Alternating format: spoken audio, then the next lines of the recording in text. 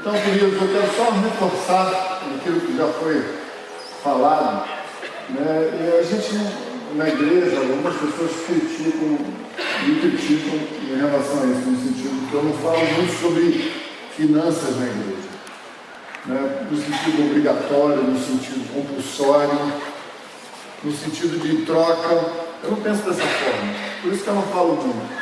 Ninguém precisa me dizer que eu tenho que ser dizimista. Eu sou dizimista. Sempre fui dizimista.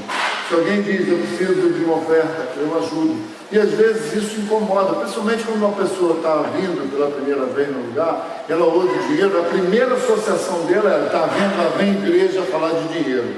E não é por isso que eu não falo, não. É só porque eu acho que quando as pessoas estão juntas, unidas, elas estão envolvidas, né, você não precisa se preocupar, que ela sabe o que ela precisa fazer. Né? E isso vale tudo, a questão do projeto dos 300.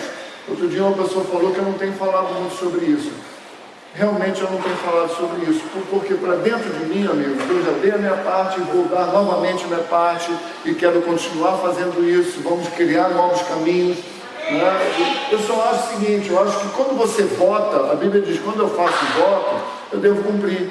Não precisa ninguém enfiar a faca no seu pescoço. Por isso ela ainda fala, olha, se você não sabe se vai poder cumprir, não vota, que ninguém quer forçar ninguém, e o próprio Deus não está negociando o reino dele, ou a salvação em Cristo Jesus, com dinheiro. Então, se você não tem uma revelação de Deus, é óbvio que você não vai ser fiel, que você vai ter dificuldade para ser dizimista, para ser ofertante, porque você não entende isso. Se você é sócio do clube, você está participando lá, fazer um churrasco, todo mundo dá R$10 para comer um churrasco. Vamos reformar a sala do clube, todo mundo ajuda. Por que na igreja fica tão difícil falar sobre isso? Né? E eu não falo porque eu tenho vergonha, não. Eu só acho que eu levo isso na medida, talvez, olhando por mim, eu não preciso ficar falando sobre isso. Então, amigo, se alegra quando se fala em finanças na igreja. Porque é bíblico quando a Bíblia diz que quando você dá, Deus te dá em volta. Agora não sou eu que vou dar você em volta. E se você não tem revelação, o pastor falou aquilo aquela vez, fui dar o dinheiro e me ferrei. Claro, a sua motivação está errada. Você não tem que dar porque você ouviu alguém, você tem que descobrir o que é que Deus te promete quando você é obediente a Ele em tudo. Não adianta dar um dízimo ou uma oferta e ser um cara desobediente na palavra de Deus, você está perdendo o seu tempo. Deus não vai te abençoar porque você deu dinheiro na igreja. Deus vai te abençoar quando você for obediente a Ele em todas as coisas. Isso inclui obedecer os mandamentos dEle, onde a palavra de Deus também fala sobre finanças. Também fala. Não é só isso, e isso também seja uma coisa pequena. É importante para que não tenha falta de nada na casa de Deus. Vai começar agora o tempo de chuva. Nós estamos com a dificuldade do projeto 300, mas Deus está enviando outros recursos. Olha, a rua está sendo pavimentada. Não sabia?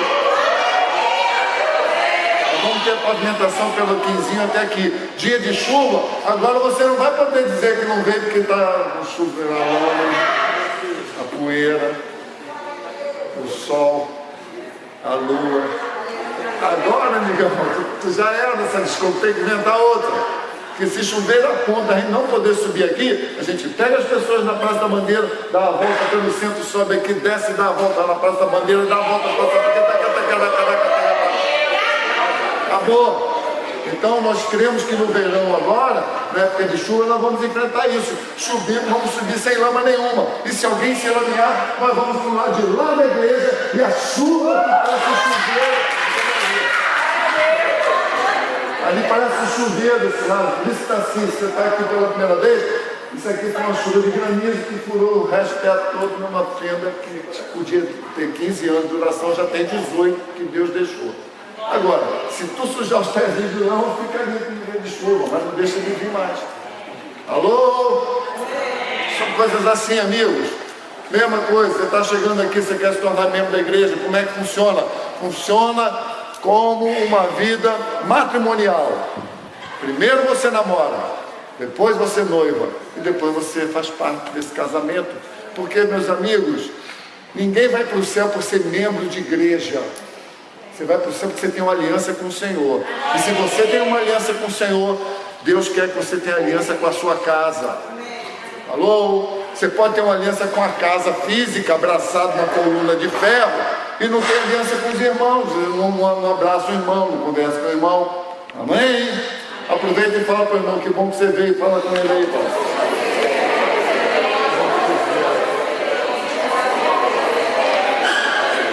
Aleluia. Quantos estão felizes com Jesus agora? Vocês viram que eu fiz uma estratégia de diminuir as cadeiras mais ainda, né? Qualquer dia eu vou botar um mínimo, que aí vai ser igual dança das cadeiras. O cara levanta para dar oferta, volta, não tem lugar. Sabe por quê, irmãos? Porque é chato ficar esses buracos aqui. E assim, eu boto até a metade, o cara senta na outra. Aí eu boto mais 2 fileiras, o cara fica na outra. Aí eu tiro uma, ele fica na outra. Eu tiro 2, ele fica... Aí fica sempre um buraco aqui, é horrível isso. Parece que eu estou cuspindo nas pessoas quando eu falo. Mas eu não cuspo não, isso é uma perdigoto, não estou sentando perdigoto. Fiz um trabalho nos meus dentes que eu não estou mais perdigotando, amém, querido? Queria também reforçar a coisa da imersão. Nós vamos ter um encontro, mas nós vamos ter a imersão. Imediatamente seguido, no próximo boletim você vai ver, vai ter a imersão. Na imersão significa, nós vamos falar do que é ser membro de uma igreja. Ser parte de uma igreja, aliançado com uma igreja. Quais são os direitos e deveres que você tem? O que é que Deus espera de você? O que é que você pode esperar da igreja? O que é que Deus espera andar contigo? Amém, amados? Tem um ditado que diz que tudo combinado sai barato, não é isso? Então não tem coisa pior do que você não combinar, entrar numa igreja e sair sem dar nem tchau. Então, eu quero que você esteja aliançado com Cristo no lugar. O resto fica fácil. Posso ouvir um amém? Aleluia! Hoje eu vou falar de um tema muito importante. Nós estamos dentro do mês de Yom Kippur. Yom Kippur é o mês de perdão, é o tempo, é a festa bíblica que fala sobre perdão, sobre perdoar. E é tremendo porque isso acontecia anualmente. E como se Deus estivesse te dando a chance de uma limpeza anual. Mas em Cristo Jesus nós temos que perdoar todos os dias. Mas na época do Velho Testamento, uma vez por ano eles celebravam o Yom Kippur. Faziam devoluções de coisas que eles tinham pedido emprestado, mas não devolviam. Alô? Não olha para o lado agora, porque o irmão vai pensar que é pessoal. Mas era assim que acontecia. Eles devolviam, olha queridos, devolviam os escravos, devolviam os animais, devolviam as... Eu posso imaginar, devolviam o teu arado. Ah, estava comigo há 5 anos e eu esqueci. Ah, nunca esqueceu de pedir emprestado, né? Sem vergonha. Então, queridos, Yom Kippur é tempo de conserto.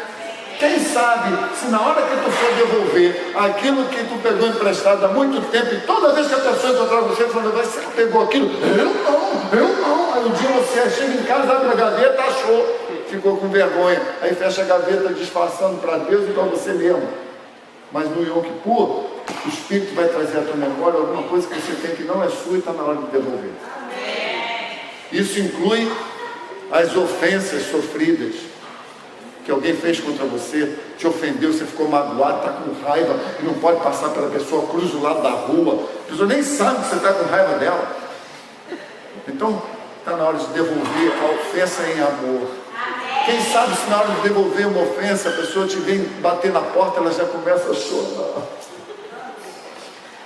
Aí você vai lá e dá um abraço nela e fala, pô, vem aqui para me reconciliar contigo.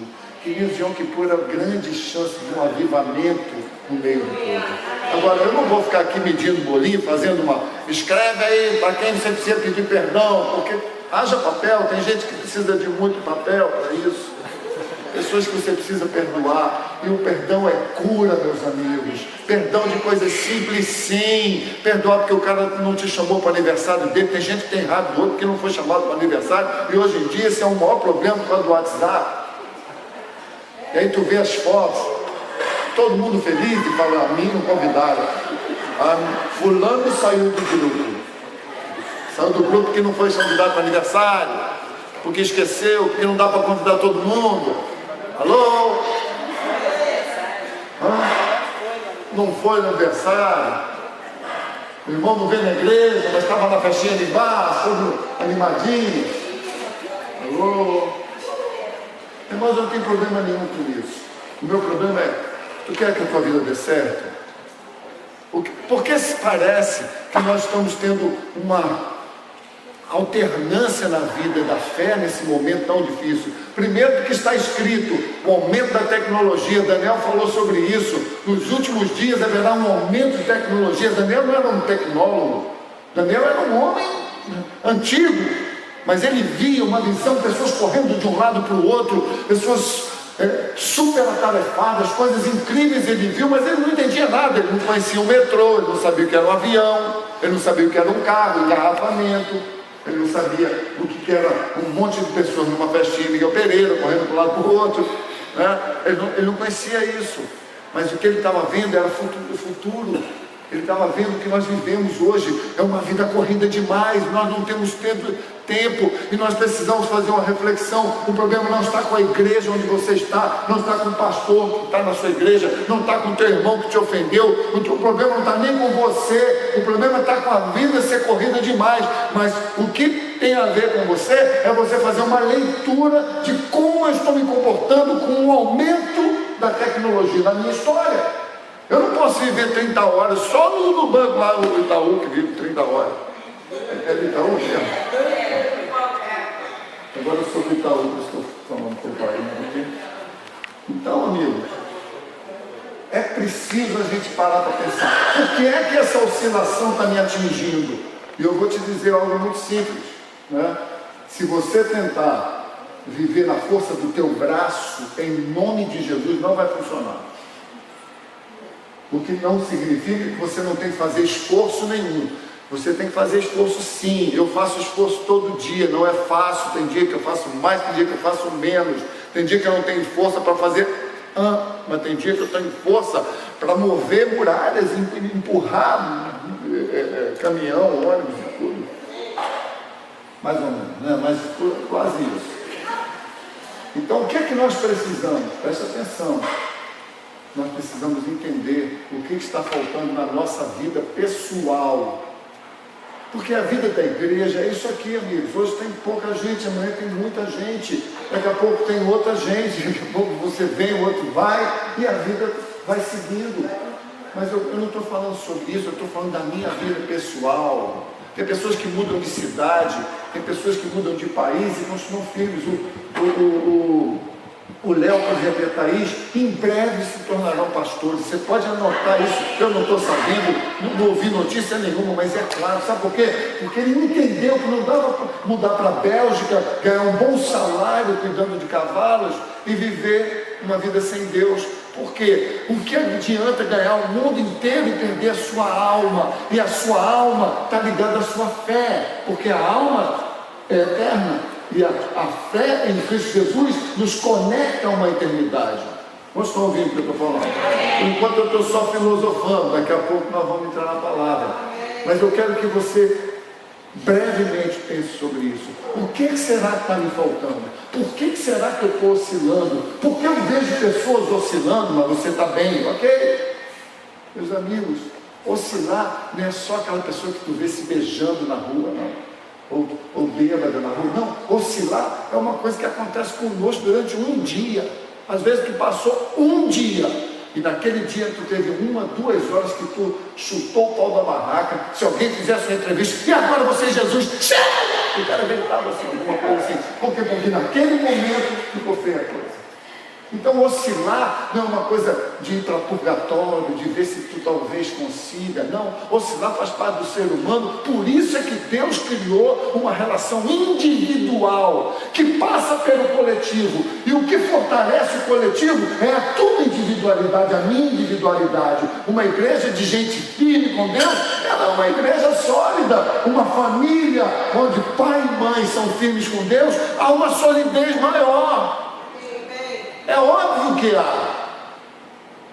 Tem famílias que o pai leva na igreja e diz assim, não, eu levo sempre meus filhos na igreja, eu não atrapalho não, sempre estive lá. Aí desce e fica bebendo ali na esquina. Eu não tenho problema nenhum com bebida, meu irmão. Cada um faz o que quiser da sua vida. Mas o que eu estou dizendo é que os filhos aprendem por exemplo e não por ordem. Ele vê você fazendo assim. Aí tu tem uma menina e menino. O menino, se não andar nos caminhos do Senhor, o dia que ele tiver a independência dele, talvez ele faça o que você faz, deixa a família na igreja e vai para a farra. E quando eu digo farra, nem sempre é mulherada, bagunçada, safadeza. Às vezes é simplesmente dar uma atenção ao teu grupinho da rua, que não é da igreja que a sua esposa vai, maior do que a sua própria família, que deveria ser educada no caminho de Deus, que é maravilhoso. Não é burro, não é bitolado, não é uma estupidez, não é retrógrado, não, é maravilhoso servir o Senhor. Mas o que é que falta para isso acontecer? Eu vou te dizer nessa noite. O que falta, amigo, é viver no poder de Deus. A igreja não resolve o problema. A igreja não resolve o problema. Não resolve. O que resolve realmente é viver no poder de Deus. Entenda o poder, você vai entender hoje no sábado, mas o poder, a presença, quando o poder de Deus vinha, a glória vinha. A glória é a presença é a glória, é o poder. Mas não vamos agora falar sobre um poder místico.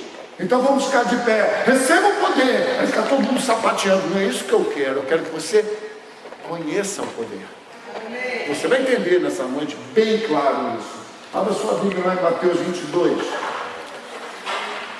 Enquanto você abre, eu já vou dando a paz do Senhor para você que está nos visitando, amigos. Deus está trazendo pessoas para serem amigas, mais do que serem membros de igreja. Amém?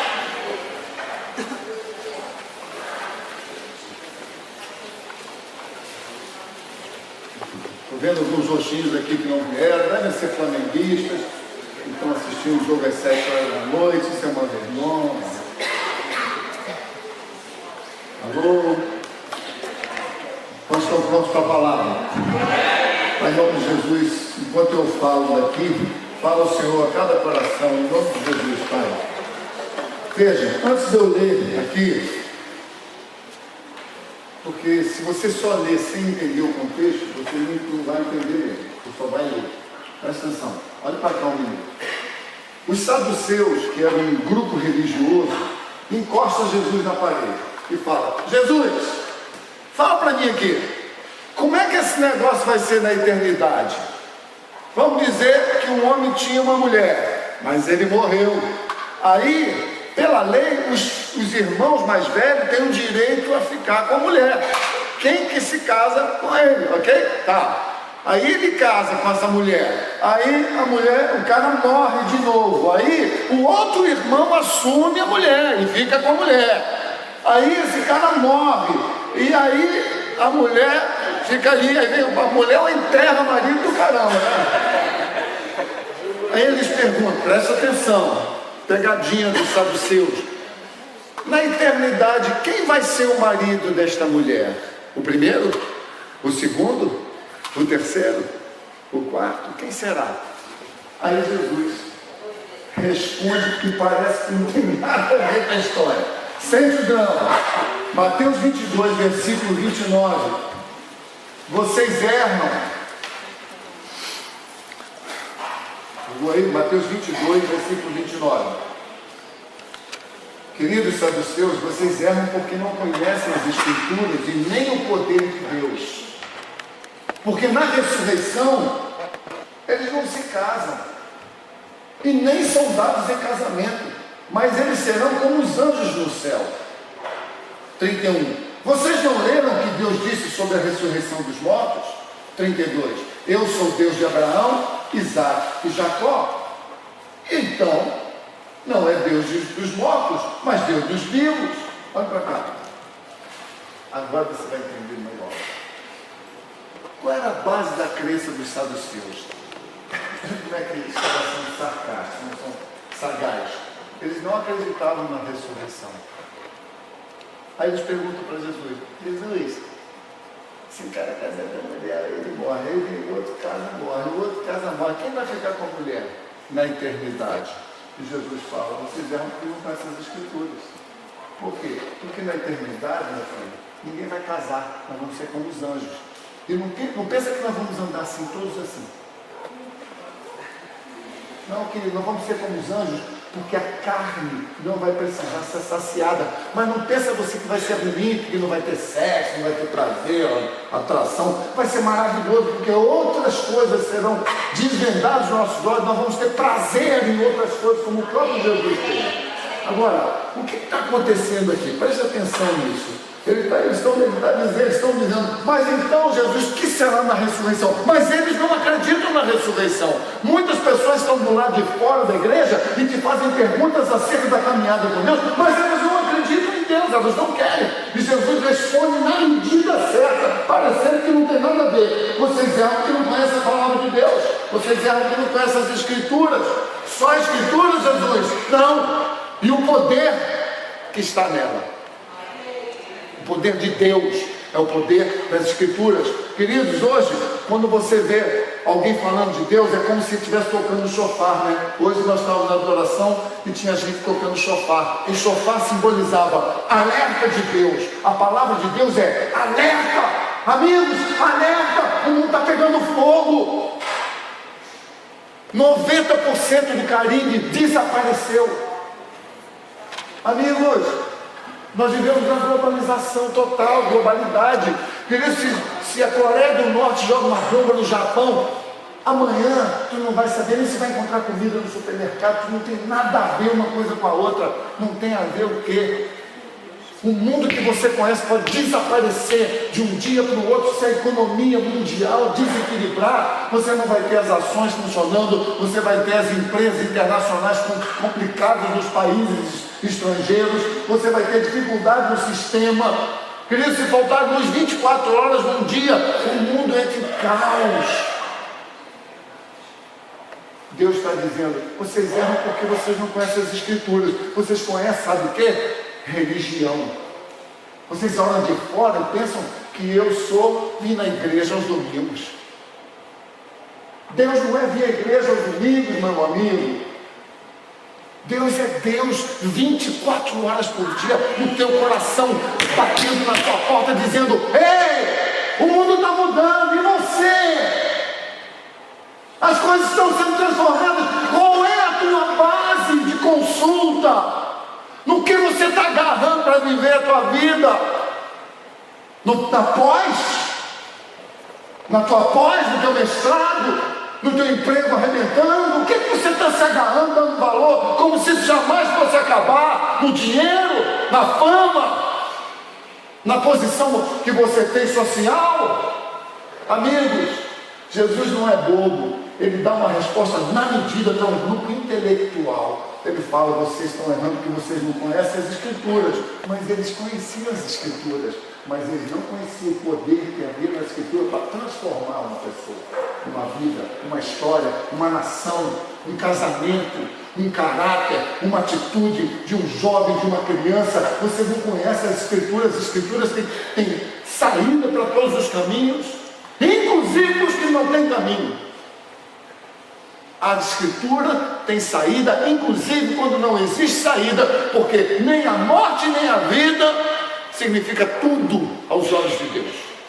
Deus é um Deus de eternidade, por isso que Ele falou. Aí você entende que vocês não sabem que eu sou o Deus de Abraão, Isaac e Jacó.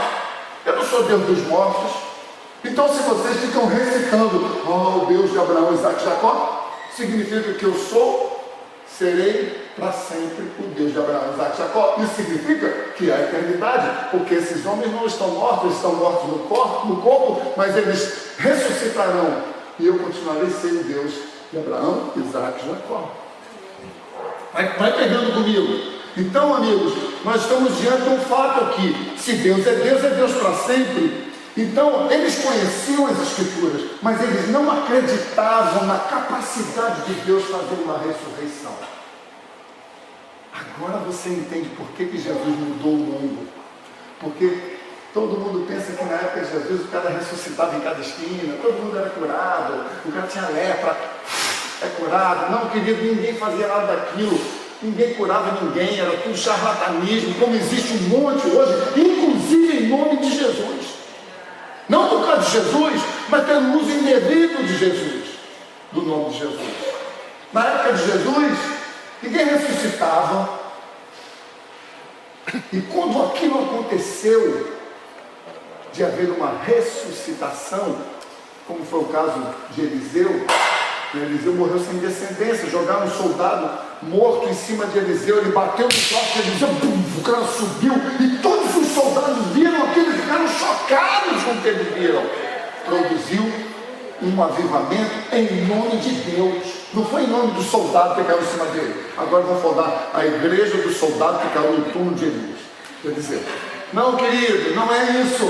Quando Jesus, ele ressurge dos mortos, todas as ideias que se tinham acerca de Deus e eternidade ganharam sentido para aqueles que acreditaram e foram uma loucura para aqueles que não quiseram aceitar, que era o caso dos saduceus.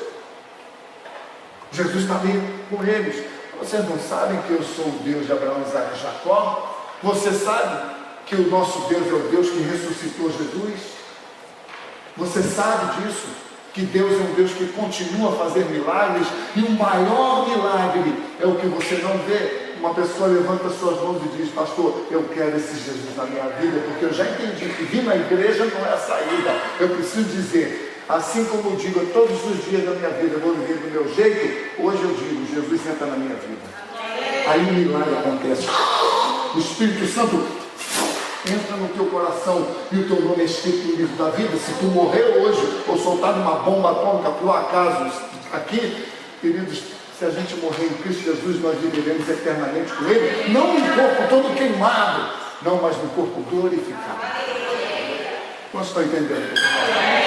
Então, nós começamos a desvendar esse mistério aqui. Conhecer as Escrituras inclui conhecer, diga comigo, conhecer, meditar e aplicar. Então, eu não conheço as Escrituras somente por ler.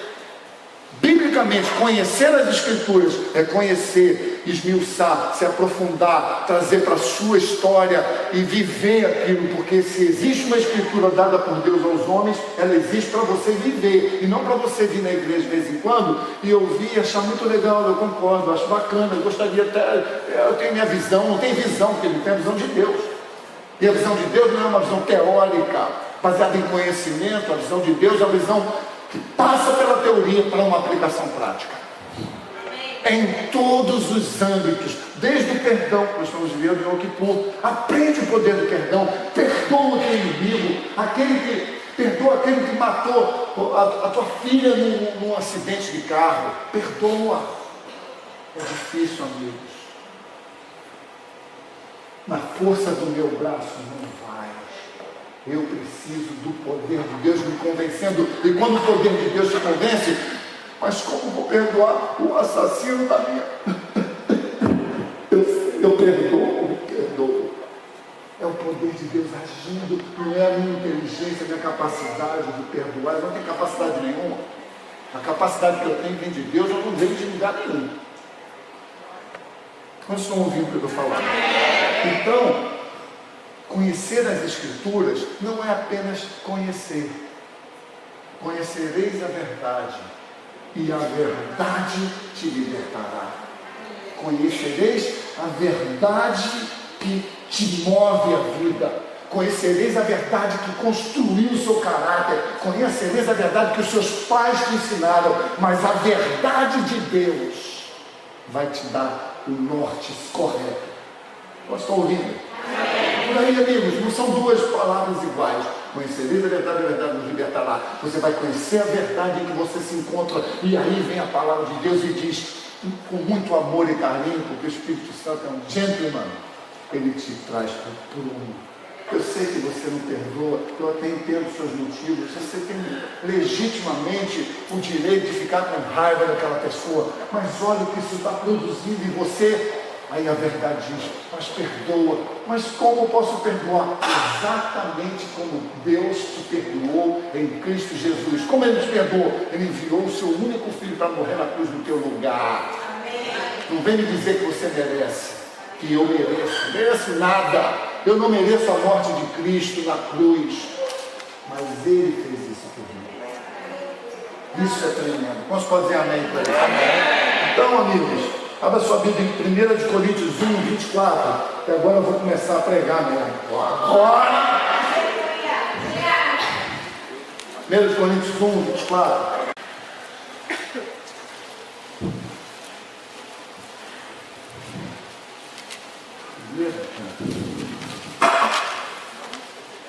Mulher.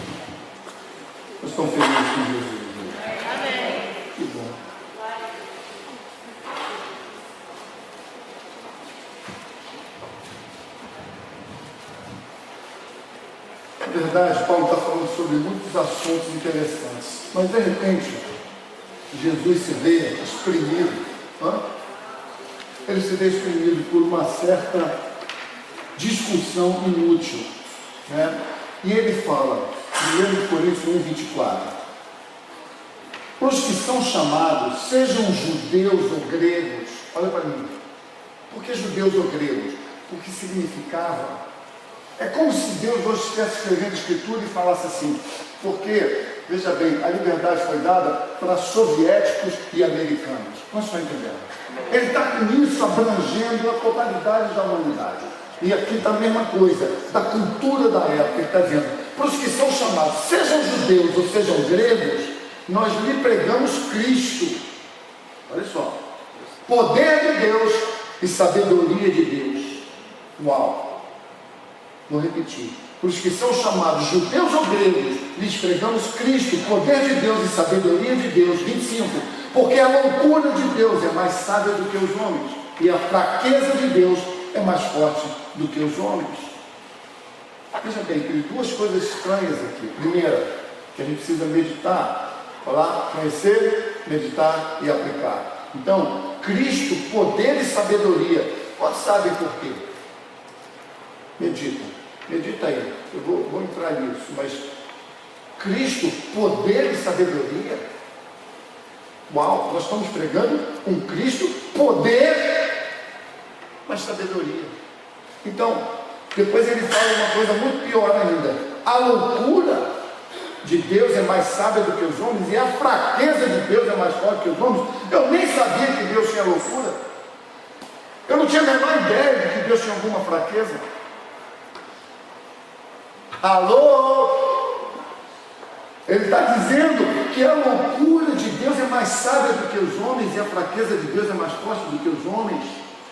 Como estão entendendo isso? Então me explica depois. Queridos, uma coisa está ligada à outra. Vou explicar, estou brincando, vou explicar. Uma coisa está ligada à outra, presta atenção. Em outras palavras, Pedro, para rolar poder na tua vida, presta atenção, diga o teu nome aí. Michele. Qual é o seu nome? Peguei a atenção de vocês na hora. Qual é o teu nome? Pedro, presta atenção. Para que haja poder de Deus na sua vida, requer, dentro desse texto, que você conheça as Escrituras. Está entendendo? Para ter poder em mim, poder de Deus, eu tenho que conhecer as Escrituras. Porque as Escrituras são Cristo e Cristo é Deus. Eu preciso conhecer a Escritura. Se eu não conheço a Escritura, eu vou dar glória ao acaso quando Deus se mover. Eu não conheço a promessa. Eu não conheço a ação de Deus. Por isso eu preciso. Nós estamos numa escola bíblica começando, amigo. Eu acho que dá cansaço, dá preguiça. Nós fazemos todas as semanas, semanalmente. Aí começava assim, 40 e terminava em 2, 5. Nós temos escola bíblica desde que a igreja inaugurou. Nós trouxemos o nosso seminário. Agora nós estamos tentando outra coisa. Não fique torcendo para dar errado, não. Participa. Vem conhecer a Escritura. Por quê? Porque, veja, para que o poder de Deus possa atuar na sua vida, e você ter só um plástico no carro dizendo eu sou de Jesus, não transforma nada. Você precisa do poder de Deus. E ele só vai vir se você conhecer as Escrituras. Mas também, presta atenção, conhecer significa tomar ciência. Eu vou ler. Vai comer o que agora? Quanto é o jogo? Está frio, né? Já leu? Já li. Já conheci. Conhecer é uma coisa. Saber é outra. Por isso que ele está diferenciando. Então, veja, para rolar poder, eu preciso conhecer as Escrituras. É verdade, eu preciso conhecer as Escrituras. Mas também saber o significado. Para quê? Para alcançar o propósito. Eu só posso alcançar o propósito se eu tenho uma revelação daquilo. Então veja, Não é o próprio. Então agora eu sei as escrituras, eu estou remoendo e agora eu estou conseguindo os meus propósitos. Querido, o dia que tu tiver uma revelação de Deus, já não é mais você quem vive, mas é Cristo quem vive em você. Você pode ser promovido para a China e para o Japão. Hoje em dia a pessoa passa na faculdade lá em Minas ou lá na China, desvia. Por quê? É difícil, não é difícil. Botou à prova a tua confiança. Aonde você estava confiando? Tem aqui o meu amigo Fernando, trabalha embarcado. Está um homem de fé. Estou convivendo com ele agora. Mais de pé? Não, de fé. Poderia pegar esses 15 dias fora e fazer um descanso da fé. Deixa eu te dizer, amigão, as dificuldades da vida, elas vão provar alguma coisa em você? Não, elas vão expor o que está dentro do seu coração. Quando você fraqueja porque se afastou do sistema religioso da igreja Mais Vencedores, ou da igreja onde você é, ou da sua família, você não fraquejou porque aquela estrutura era uma mentira, você fraquejou porque dentro de você faltou um enraizamento da revelação. Não só o conhecimento, faltou alguma coisa que eu vou entrar agora, que está aqui. É aqui que entra a sabedoria. Veja, sabedoria, para pensar, o que é que Deus queria que soubéssemos acerca das Escrituras? Quantos podem dar um palpite? O que é que Deus quer que você saiba acerca das Escrituras? A verdade? Vai falar isso para alguém que não é crente. Deus quer que você saiba a verdade. Qual a tua verdade, meu irmão? Sai fora, por isso que eu não gosto de crente. Vocês acham que vocês têm uma verdade melhor que a dos outros. Não é essa a verdade. Cuidado quando você falar, por isso que ele pode estar lendo a sua imagem. E a sua imagem nem sempre é condizer com a verdade de Deus. Alô? Então, veja, quando a gente vê ele dizer, Pedro, para rolar o poder que eu tenho sobre você, requer conhecer as Escrituras, mas também saber o significado para alcançar o propósito. Aí entra a sabedoria, porque não só conhecer, mas a saber leva para a sabedoria. O que é sabedoria? É eu pegar o conhecimento de Deus e usar com diligência, inspirado por Ele. Se é Ele quem me dá, é nele que eu devo encontrar a direção. Se é Ele quem me dá, é Ele quem me corrigirá.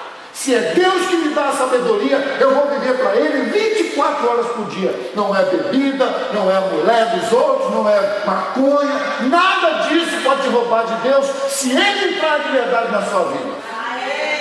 O dia que Ele entrar, as coisas vão mudar. Mas eu ainda tenho vontade. Vontade eu também tenho, meu filho, sempre. Mas a vontade não me domina. A vontade não diz quem eu sou e o que eu vou fazer.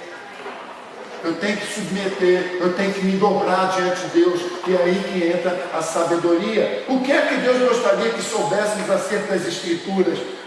É porque Deus vai me arranjar uma namorada, é porque Deus vai abrir as portas de emprego, é que Deus vai me curar. Deus cura, abre porta de emprego, arranja mulher, arranja namorada, arranja tudo. Mas não é isso que Ele queria que você soubesse. O que Deus queria que você soubesse é que as Escrituras que Ele nos ofereceu, elas têm poder.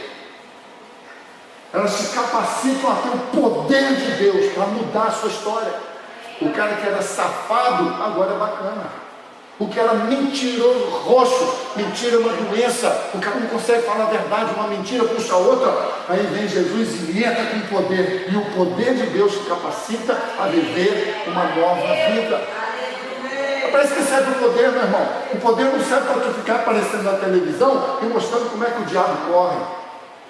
O poder existe para você mostrar como é que o diabo correu da sua história, da sua vida, do seu comportamento. Assim vai funcionando. Então, o que é que Deus gostaria que nós soubéssemos e descobríssemos nas Escrituras? Ele escreveu a história. O que é que Ele gostaria? Que a palavra de Deus nos capacita a usar o poder com sabedoria. Ou seja, é ação mesmo. Está ouvindo? Está ouvindo aí? Está dando para ouvir aí? Sabe o que é a sabedoria de Deus? É você saber que o poder de Deus, ele entra em você para você transformar o ambiente onde você está. O ambiente não é mais a expressão, o ambiente onde você está. Você não joga mais papel no chão, Queridos, eu jogava papel no chão como todo bom brasileiro. Quando Jesus entrou na minha vida, eu jogava papel no chão, depois eu me lembrava em casa, voltava para achar o papel no meio da sujeira. Eu falava, não, mas esse aqui é meu. Aí o diabo quer te usar, né? Aí você agora, eu vou aproveitar em nome de Jesus, vou limpar toda a rua. Cuidado que o diabo pode te usar. Aprenda a não contribuir para o caos. E tem uma história que eu já contei aqui para os mais antigos.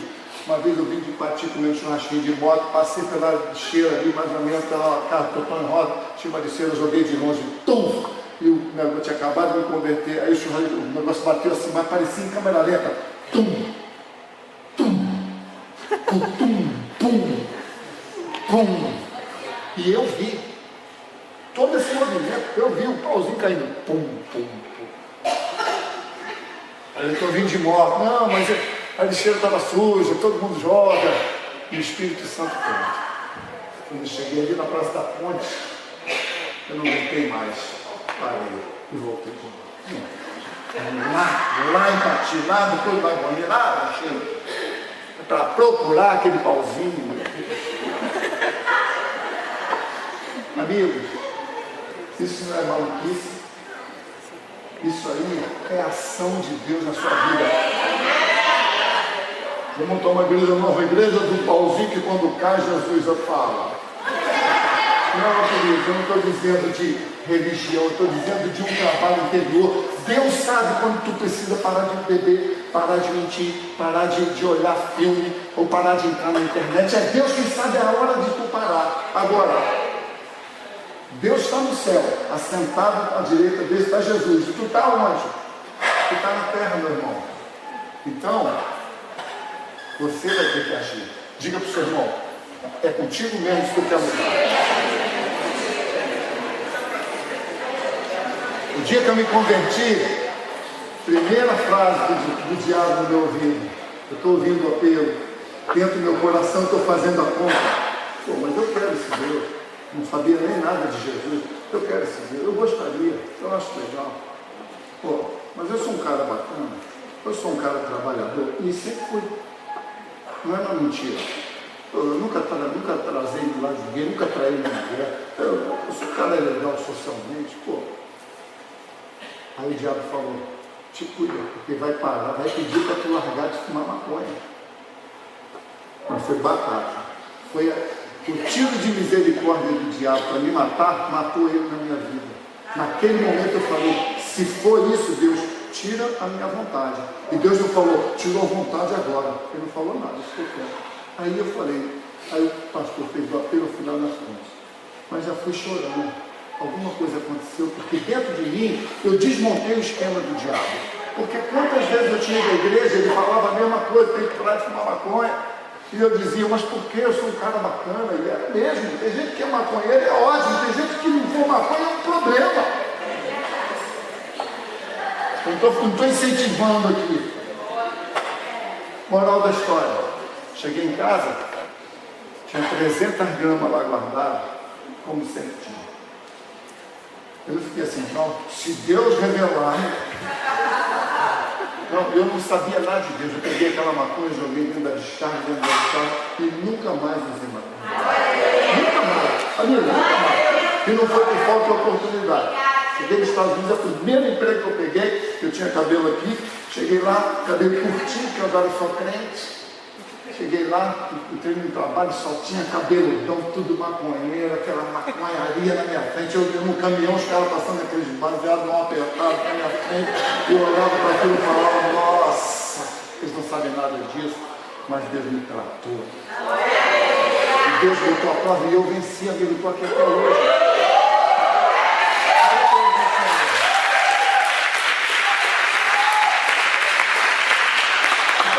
O poder de Deus não é apenas vou pegar a palavra, vou usar. Pedro, eu estou te dando a capacidade de poder. Vocês estão entendendo? Eu estou te dando a chance, Pedro, para tu acabar com a tua história de falar, e aí, irmão, o que houve? Deu uma caidinha, fraquecido, o diabo me enganou. E Deus está falando. Não me conheceu ainda. Porque o cara que me conhece, ele recebe poder para agir e acabar com a história do diabo na sua vida. Até quanto vai dar desculpa que o mundo está contra mim? Deixa eu te dizer, amigos, entre conhecer e usar com sabedoria, entra em cena algo que eu vou falar aqui, olha para frente e continua sorrindo.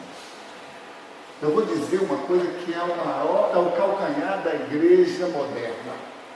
Entre o saber e usar com sabedoria, existe uma coisa que se chama orar.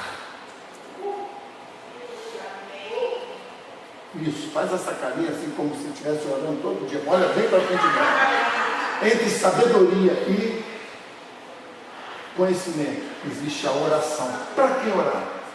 Vou te explicar rapidinho para ver se refresca a cabeça. Orar para saber como é que eu faço com esse Deus que eu agora conheço e está querendo me dar sabedoria. Onde vai vir a sabedoria? Na relação com Ele. Como é que eu me relaciono com Deus? Orando. De joelho, de peito no chão, do jeito que você quiser, meu irmão. Tendo elevador, no carro, de moto, correndo, na piscina, na igreja, no culto de oração também pode vir, viu, irmão? Pode vir na reunião de oração também. Também se ora ali. A palavra orar no dicionário significa discursar, falar em público, pedir e rogar. Eu vou acrescentar isso aqui no reino do Espírito. Orar em relação com Deus é falar, comunicar. Agora você vai entender. Orar com Deus significa falar com Ele para me comunicar, para ajustar a minha conduta, ajustar o caminho que eu devo andar. Quantos de nós agora já nem oram acerca das coisas que estão fazendo? Por quê? Porque você é um homem de Deus, e é verdade. Não estou falando que não é, não. Mas homens de Deus e mulheres de Deus têm um péssimo hábito que começa a vir com o tempo. Eles não oram mais porque eles acham, porque eles são de Deus e conhecem a palavra, então há tanto tempo na igreja, que tudo que eles fazem, Deus abençoa. Eu estou falando de mim também, amigos. Automaticamente eu vou fazendo aquilo que agrada o coração de Deus, e é verdade e legítimo, mas existe uma coisa que não substitui, e eu perco a valência da relação. É eu falar com Deus, acreditando que Ele está me ouvindo. Não é uma ação religiosa. Jesus é bom, Jesus é bom, Jesus é bom, Jesus é bom, é bom Jesus é bom. Não é o muito falar. Não é o falar palavras, mas é o falar de uma sede de se relacionar com Deus. Queridos, a vida de oração é muito chata quando ela não tem revelação. Então, eu vou te mostrar algumas palavras muito claras de quando Deus estava falando e ninguém estava entendendo. Morreu o rei. Isaías está lá no palácio curtindo o melhor do rei da terra. Aí o rei, amigo dele, morre. Aí ele fica no palácio. E não sabe o que fazer. Como não sabe fazer? Ora pelo rei, pelo menos, para ver se a alma dele é recebida. Não serve. Ele sabia. Mas ele ficou perdido. E Deus se aproxima dele e ele fala assim: caraca, tá feia a coisa, hein? A quem eu vou enviar? E ele fala: sei lá. E Deus olha para ele, em espírito, e fala: pois é, né? Tá difícil, né? E ele fala: tá mesmo. E aí Deus fala novamente: a quem enviarei? E ele responde, já entendendo, que tinha alguma coisa que está mudando. Eu estou vivendo no meio de gente impura, e eu mesmo, honestamente, Deus, sou um cara impuro. E Deus pergunta: mas a quem enviarei? E aí ele entende que a fé não é uma definição teórica, que a fé não é uma coisa que eu tenho e me garante para 100 anos de vida. A fé é ação, e uma ação modificada, porque a vida muda.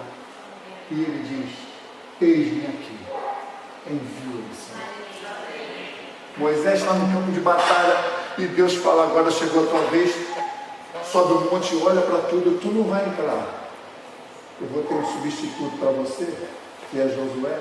Josué convivendo com um cara por 40 anos no deserto, um cara poderoso, que tudo que ele falava acontecia, ele falava, o fogo caía coisa do céu, o mar se abria, ele estava diante de uma série de situações que ele falava, meu Deus, graças a Deus pelo Moisés. Aí Moisés morre.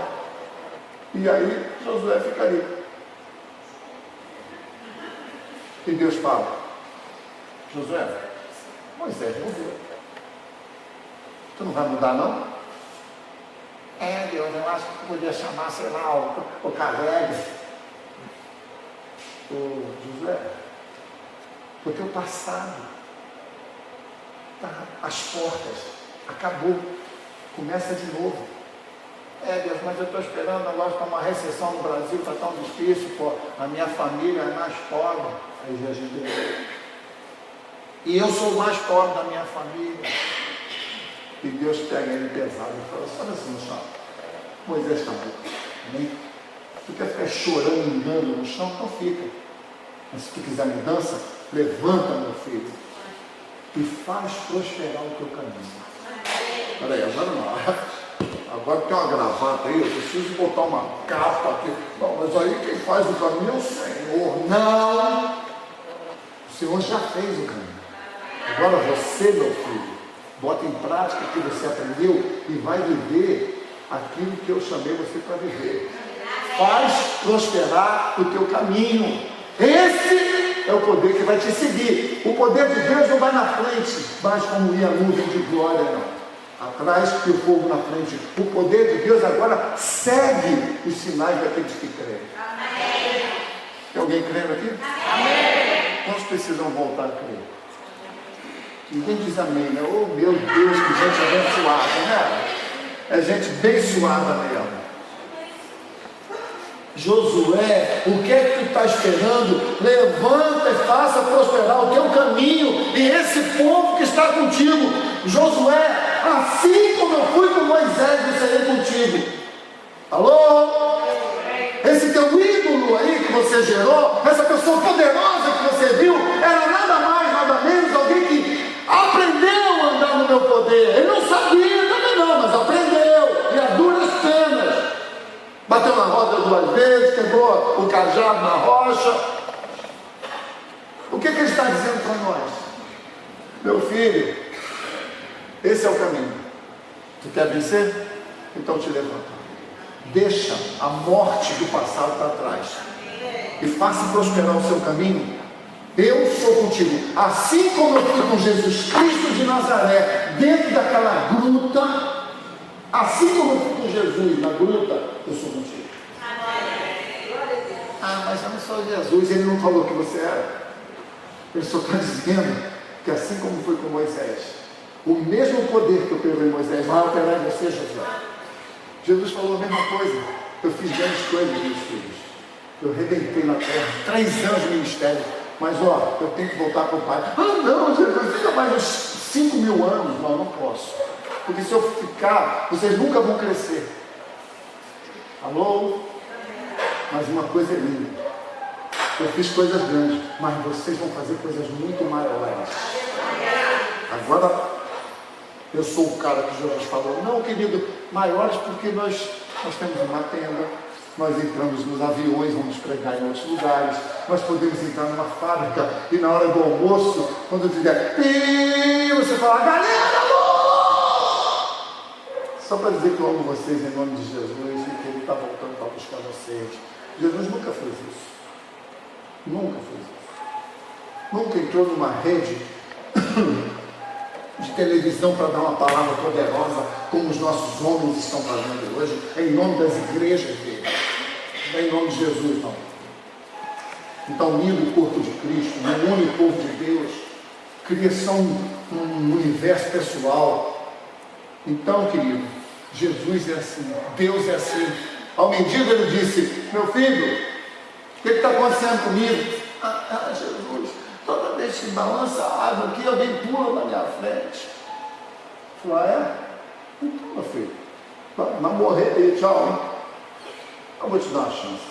Quer mudança, meu filho? Levanta, pega o teu leito e anda. Ele está falando do que, amigos? Ele está falando, meu filho, Conhecer só não vai funcionar. Você precisa agir.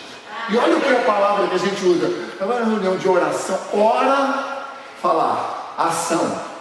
Depois de orar, age. Você está entendendo? Só orar não vai funcionar. Você tem que orar e agir. Você tem que andar nos princípios que você conhece. E os que você não conhece, descubra, conheça, aprenda, estude, medite, pratique, peça ajuda. E Deus vai te honrar. Ele diz que os sinais seguirão os que creem. Posso ouvir um amém aqui? Amém. Aos discípulos dele, genuínos dele, ele disse: ide por todo lugar. Para quê? Para comprar casa nova. Ide por todo lugar para trocar de carro. Ide por todo lugar para andar com a roupa fashion. Hoje em dia ninguém precisa de roupa fashion, anda todo rasgado pela rua, pelo carro. E isso é fashion. Nada pessoal, precisa. Já foi. Na minha época se chamava lixo. Como a gente não tinha calça jeans no Brasil, era o Westop. Aí surgiram as calças jeans americanas, viram pelos containers, as calças tudo velha, virou moda, graças a Deus. Eu comprei uma. E era caro pra caramba. Eu tinha uma. Hoje em dia nós temos 4, 5 calças.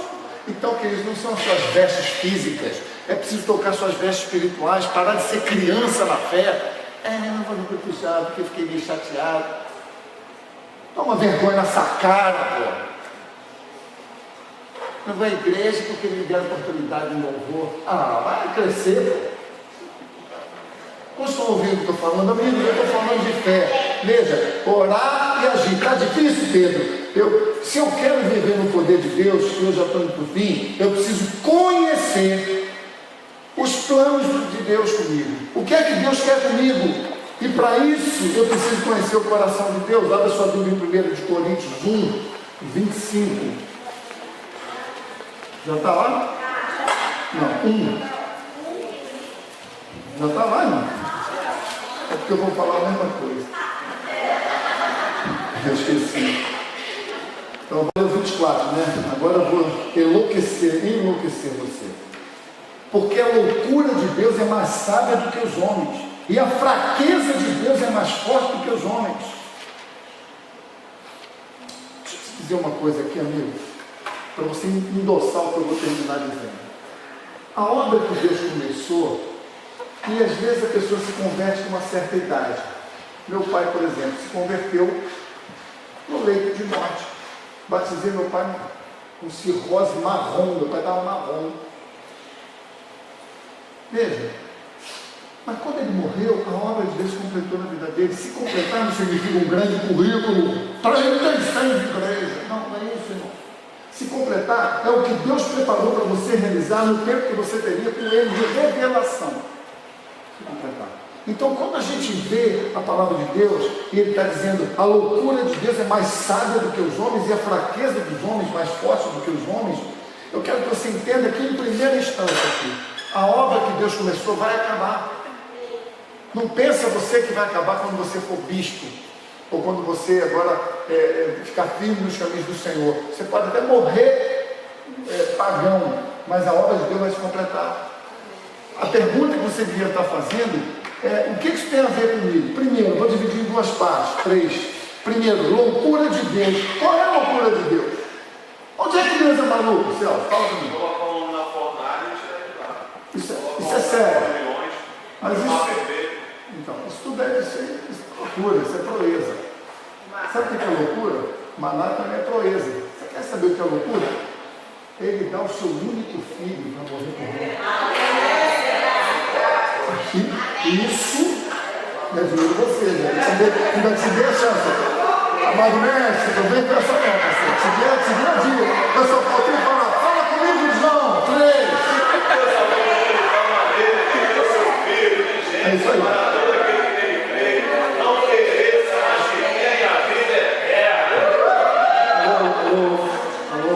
Só vai fazer quem receber, porque Deus fez uma loucura para você receber a vida eterna.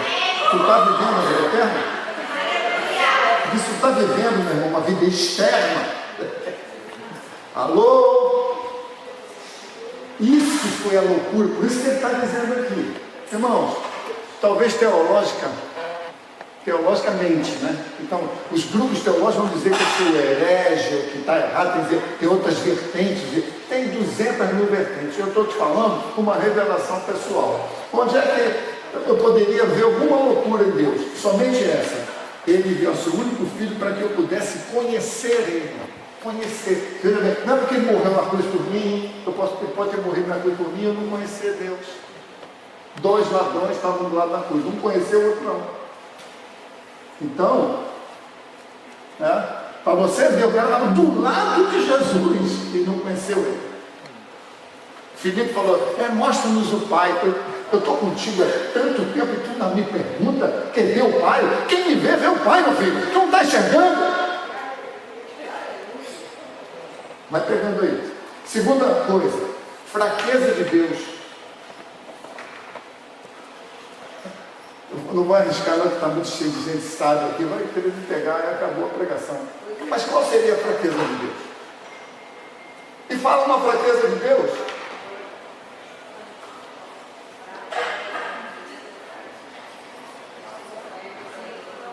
Está todo mundo com medo de falar. Não, mas qual é a fraqueza de Deus? Não é minha. Eu vou te dizer a fraqueza de Deus.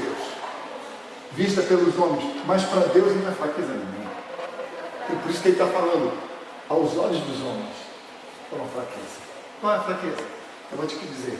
Ele criou um mundo espetacular, meu amigo, e entregou para nós administrar o mundo e representar ele. Isso, aos olhos dos homens, por causa do resultado hoje, a gente pode dizer que foi a fraqueza de Deus.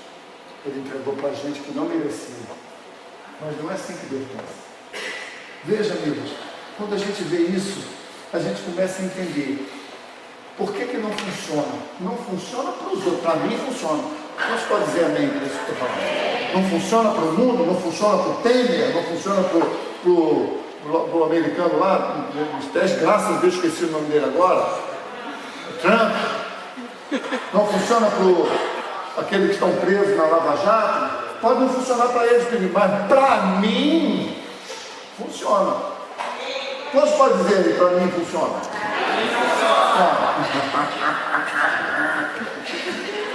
Aleluia. Eu vou te dizer, então, para você falar com pressão, só vai funcionar se, mesmo você sendo livre, você depender de Deus. Só, amigo, vou repetir para ver se realmente funciona para você. Depois que eu falar, tu pode falar, funciona para mim. Só vai funcionar, amigo, se você usar a liberdade que você tem de hoje falar, não gostei da pregação não volto mais. O pastor fala, mas eu já vi fazendo umas coisas erradas, eu faço coisa errada, só vi uma. Às vezes eu falo mal para as pessoas, o cara está convivendo comigo, deve estar vendo alguma coisa lá. Às vezes eu chego chateado, com a cara amarrada, às vezes eu brinco quando devia brincar. Amigo, não é disso que a palavra está dizendo. Porque perfeito é o que habita em mim, não sou eu. Então, volta aqui. Fraqueza de Deus, ela só vai funcionar aqui, essa revelação, esse poder, quando você depender dele. E eu já vou te dizer mais. Honra. Quando você honra a Deus, o poder vem. O que é honrar a Deus? É mesmo fraco, mesmo falho, você manter os seus caminhos no Senhor. Isso significa, quando você errar, voltar atrás. Não significa que eu não erro nunca. Porque se você pensa assim de você mesmo, eu não erro nunca, eu tenho que vigiar, não, vigiar sem cessar. Tem mesmo, não é isso que eu estou falando. Mas não se esqueça de que quando você errar, você tem um advogado diante do Pai para te defender. Para que Deus colocaria um advogado deste peso, na loucura de entregar o seu filho? Porque Ele sabe que todos nós vamos errar. E quando você errar, ao invés de esconder na religião, o irmão tem que vigiar. A amada está triste porque tem alguma coisa errada na sua vida. Aí quando você erra, você engole. E ninguém sabe, mas Deus sabe. E Deus não está assim, não falei? Não, Deus está falando, aproveita e seja livre. Pare de julgar a si mesmo e aos outros. Quando você entende isso, quando você pega para você isso, presta atenção, aí há uma grande chance de funcionar. Está difícil? Alô? Está difícil? Ótimo. Por que ótimo, pastor? Queridos, Jesus falou exatamente isso para os caras. Vocês estão falando do cara que eu curei de cegueira? Não estou entendendo vocês. Vocês estão falando que eu estou curando no sábado? Eu não estou entendendo vocês. Eu curei o cara que estava cego. Agora vocês estão vendo? Nós estamos vendo. Pois é, se vocês dissessem que não estão vendo, seriam curados. Mas por que vocês estão dizendo que veem, vocês são cegos? Então, queridos, o que Jesus quer? Um monte de cego. Eu estou tão feliz de ser cego. Não, ele não está falando disso, ele só está dizendo: não queira ser mais esperto do que você precisa ser aos olhos de Deus. Seja humilde, seja dependente, seja alguém que depende do Senhor. Vou ler esse texto aqui para terminar. Enquanto isso, você pode ficar até em pé, que eu vou ler sozinho.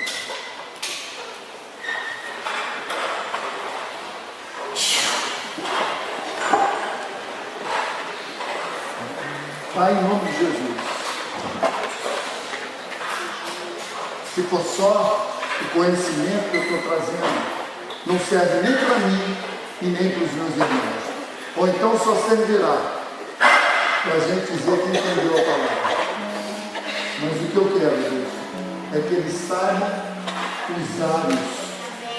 Deus, tudo que eu quero nessa noite é que os meus amigos aqui possam viver essa palavra. E eu falo primeiro para mim mesmo, Deus. Obrigado, porque eu tenho falhado também. E muitas vezes eu não consigo perdoar minha falha, mas o Senhor, de alguma maneira misericordiosa, me dá uma chance. Perdoa se a gente às vezes fica com a cara amarrada demais. Perdoa se às vezes a gente quer ser engraçado demais. Perdoa, Pai, todas as vezes que a gente sai daquilo que é o equilíbrio que o Senhor quer nos dar. Nos dá uma visão clara. Nos ajuste, Senhor. Mostra para nós, Senhor, que o poder vem por causa de Cristo, Deus. Por isso nós precisamos pregar a Cristo e não aos homens. 2 Coríntios 12, versículo 9. Feche seus olhos e você vai entender. É Deus dizendo: a minha graça, Paulo, te basta, pois é a minha força que se aperfeiçoa na sua fraqueza. Preste atenção, vou repetir. O meu poder se aperfeiçoa na sua fraqueza. Quando você permite, quando você se submete, quando você se aproxima e depende de mim. Não só nos dias extraordinários que você é o pregador da palavra, não só nos dias onde você é a estrela do show, mas quando você está mal, o meu poder se aperfeiçoa aí. Aí Paulo diz: portanto, por amor de Cristo, eu vou repetir, por amor de Cristo, e não há Cristo, é porque eu amo Cristo, não, pelo amor que Cristo teve, eu me alegrarei nas minhas fraquezas, para que a força de Cristo repouse sobre a minha vida. Versículo 10. Por isso, eu, Paulo, aprendi a ser feliz em meio às fraquezas, em meio às afrontas, em necessidades, quando sou perseguido, e as angústias que sofro. Eu aprendi tudo pelo amor de Cristo. Pois quando eu estou fraco, é que sou forte. Feche seus olhos.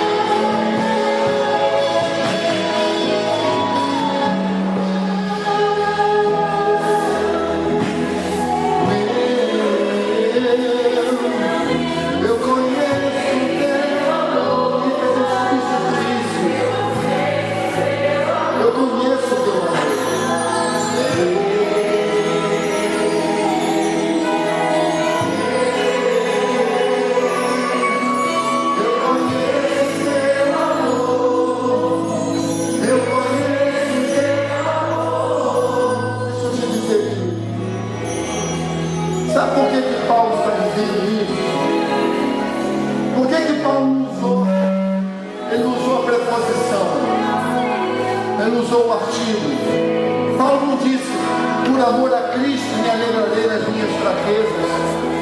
Ele disse, por amor de Cristo. Depois ele insiste nisso, para que a força de Cristo repouse sobre mim. Por isso eu aprendi a ser feliz em minhas fraquezas, afrontas, necessidades, perseguições, angústias, tudo pelo amor de Cristo. Queridos, repete novamente, é de Cristo. Por quê?